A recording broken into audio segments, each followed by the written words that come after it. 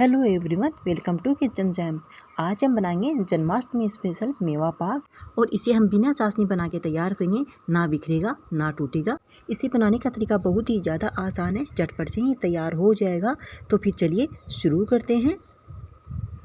अब यहाँ पर गैस स्टोव पर एक पैन रखेंगे और इसमें 2 टेबलस्पून घी डाल देंगे। गैस ऑन कर देंगे और घी को गर्म होने देंगे। तो अब यहाँ पर घी हमारा हल्का गर्म हो चुका है और अब यहाँ पर डाल देंगे 10 से 12 बादाम और 10 से 12 के तकरीबन ही काजू डाल देंगे।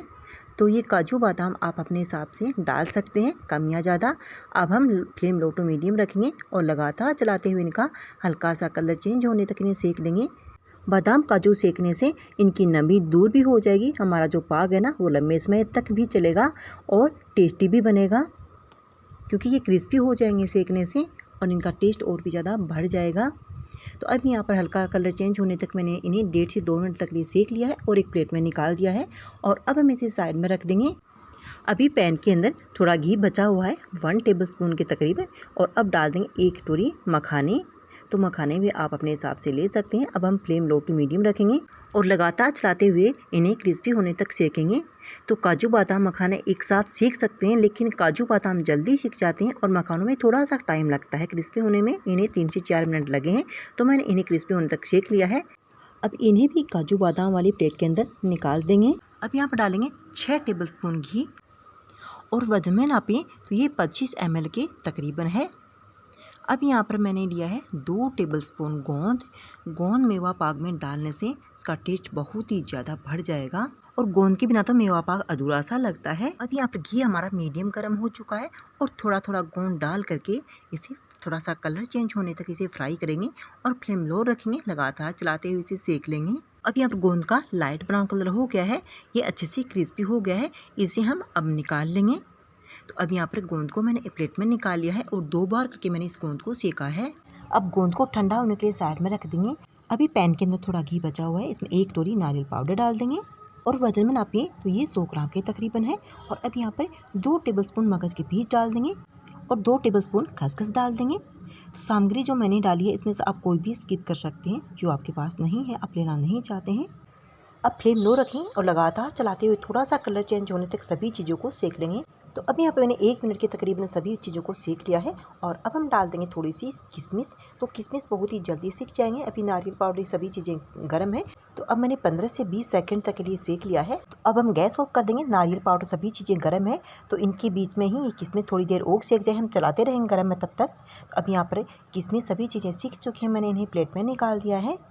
अब यहाँ पर हमारे काजू मखाने बादाम ये सभी चीज़ें ठंडी हो चुकी हैं। इन्हें ग्राइंडिंग जार में डाल करके इनका दरदरा सा पाउडर बना लेंगे। तो बिल्कुल महीन पाउडर नहीं बनाना है, इनका हल्का दरदरा बनाना है। तो अब यहाँ पर मैंने सभी चीज़ों को ग्राइंड कर लिया है। तो अब यहाँ पर हमारे नारियल पाउडर खसखस मगज के बीज जो किशमिश हमने सेक के रखे थे ये ठंडे हो चुके हैं। तो इन्हें ग्राइंड करने की ज़रूरत नहीं है, इन्हें हम सीधा ही डालेंगे। और अब यहाँ पर हमारा जो ये गोंद है ना, ये ठंडा हो चुका है। इन्हें हम क्रश कर लेंगे कटोरी की बैक साइड से। तो कटोरी से इस तरह से मैश करने से ये जो गोंद है ना, हल्का सा दरदरा सा तैयार होगा। ऐसा करने से मेवा पाक का जो टेक्सचर है ना, बहुत ही अच्छा आएगा। तो गोंद हमारा मैश हो चुका है, दरदरा सा तैयार हो गया है ये। अब जिस जार के अंदर हमने काजू बादाम मखाने को ग्राइंड किया था ना, ये भी इसी प्लेट के अंदर डाल दें जिसमें हमने नारियल पाउडर और गोंद डाल के रखा है। और अब हम सभी चीज़ों को अच्छी तरीके से मिक्स कर देंगे। तो अब यहाँ पर मैंने सभी चीज़ों को अच्छे से मिक्स कर दिया है। और अब हम यहाँ पर एक कोई भी कटोरी लेंगे और इसमें सारा मिश्रण डाल देंगे। तो सारे मिश्रण को मैंने कटोरी में डाल दिया है और अब हम इसे हल्के हाथ से दबाते हुए इसे बराबर कर देंगे, क्योंकि हम इसी कटोरी के नाप से मीठा डालेंगे। तो ऐसे नापने से कोई भी सामग्री कम ज़्यादा ले तो कोई फ़र्क नहीं पड़ता है, ठीक है। और अब ये जो सामग्री है ना, वापस सेम उसी प्लेट में निकाल दें जिसमें हमने मिक्स किया था। तो अब मैंने सारी सामग्री प्लेट में निकाल दी है और उसी कटोरी के अंदर जिसमें सामग्री निकाल दी है उसी में मैंने गुड़ डाला है। तो सामग्री है ना, उतना ही मैंने गुड़ लिया है। आप चीनी भी ले सकते हैं और कम या ज़्यादा आप अपने हिसाब से कर सकते हैं। अब हम यहाँ पर एक प्लेट लेंगे और इसे घी से ग्रीस कर देंगे। तो इस प्लेट के अंदर हम मिठाई को सेट करेंगे, मेवा पाक को। अब गैस स्टोव के ऊपर मैंने सेम वही पैन रख दिया है और इसमें डाल देंगे गुड़ जो मैंने अभी नाप के लिया है। तो सारा गुड़ मैंने डाल दिया है और अब डालेंगे 6 टेबलस्पून के तकरीबन पानी। तो 250 ग्राम के तकरीबन गुड़ है, तो 6 टेबलस्पून पानी डालना है। अब गैस ऑन कर देंगे और फ्लेम लो टू मीडियम रखेंगे और बीच बीच में चलाते हुए इसे पिघलने देंगे। तो इस गुड़ को पिघलाना ही है, चाशनी वगैरह नहीं बनानी है हमें। तो अब यहाँ पर गुड़ हमारा अच्छे से मेल्ट हो चुका है। अब हम डाल देंगे गुड़ सिरप के अंदर सारी सामग्री जिसे हमने नाप करके तैयार की है। तो सारी सामग्री मैंने डाल दी है और अब हम फ्लेम लो टू मीडियम रखेंगे और लगातार चलाते हुए इसे थोड़ा थिक होने देंगे। तो गुड़ गाढ़ा होने में बिल्कुल भी टाइम नहीं लगता है, बहुत ही जल्दी ये थिक हो जाता है। तो अब यहाँ पर मुझे इसे चलाते हुए 3 से 3.5 मिनट के तकरीबन हो गए हैं। तो आप देख सकते हैं ये हलवे की तरह गाढ़ा हो गया है और चारों तरफ से पैन का ये है ना, ये जो चिपकने भी लगा है। तो अब हम गैस ऑफ कर देंगे। तो मैंने इसे 4 मिनट के तकरीबन पकाया है गुड़ सिरप में डालने के बाद में। तो इतना ही पकाएंगे, इससे हमारी मिठाई सेट हो जाएगी। अब थाली के अंदर डाल देंगे जिसमें हमने घी लगा के रखा था। तो सारा मिठाई वाला ये जो डो है ना, ये मैंने डाल दिया है। और अब यहाँ पर थोड़ी सी बारीक कट किए हुए काजू बादाम कुछ भी डाल सकते हैं। तो मैंने बारीक कटी हुई थोड़ी सी पिस्ता डाले हैं। और अब हम कटोरी की बैक साइड से थोड़ा सा घी लगा देंगे ताकि चिपके नहीं और इसे अच्छे से सेट कर देंगे। तो अब हम इसे ठंडा होने के लिए रख देंगे।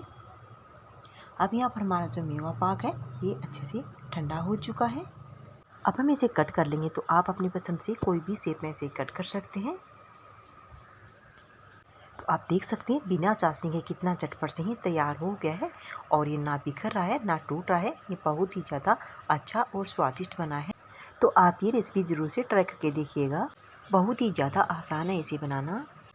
और आपको ये रेसिपी पसंद आई हो तो प्लीज़ वीडियो को लाइक से ज़रूर करना और चैनल को सब्सक्राइब करना बिल्कुल भी मत भूलिएगा। फिर मिलते हैं एक और नए रेसिपी के साथ, तब तक लिए टेक केयर, बाय बाय।